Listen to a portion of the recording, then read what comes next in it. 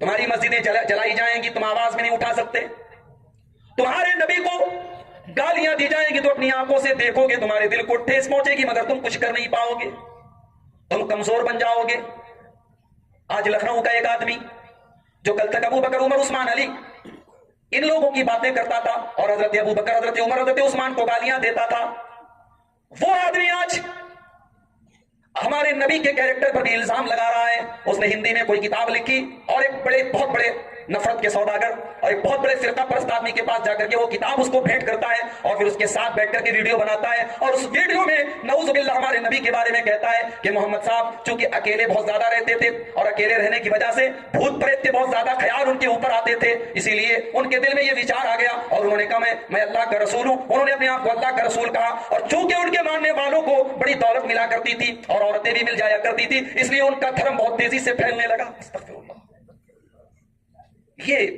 یعنی آپ سوچیں کہ اللہ کے رسول کی سیرت کے ساتھ کتنا گھناؤنا مذاق ایک انسان کر رہا ہے۔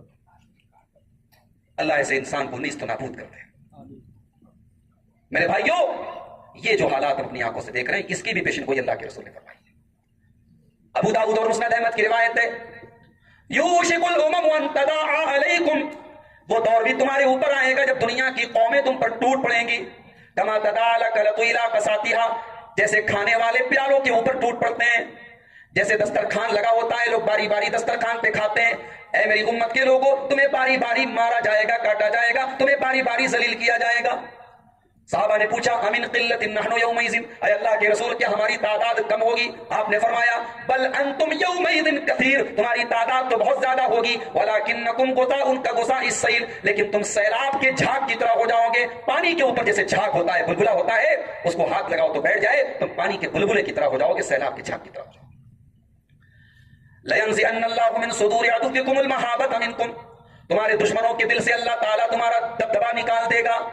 جو کل تک تمہارا نام سن کر کے ڈرا کرتے تھے آج تمہارے سامنے شیر بن جائیں گے، ان کے دل سے تمہارا روب و دبدبا نکل جائے گا۔ وَلَيَقْذِفَنَّ اللَّهُ فِي قُلُوبِكُمُ الْوَهْنَ، اور اللہ تبارک و تعالیٰ تمہارے دلوں میں کمزوری ڈال دے گا، وہن ڈال دے گا۔ صحابہ نے پوچھا اللہ کے رسول یہ وہن کیا ہے؟ آپ نے فرمایا حب الدنیا وکراہیت الموت، دنیا سے بہت زیادہ تم محبت کرنے لگو گے اور موت سے بہت زیادہ تم نفرت کرنے لگو گے، دنیا کی محبت اور موت کی کراہیت تمہارے دلوں میں بیٹھ جائے گی۔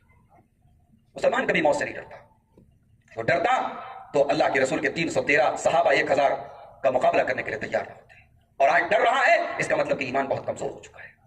حب الدنیا وکراہیت الموت، دنیا کی محبت اور موت کی کراہیت تمہارے دل میں آ چکی ہے۔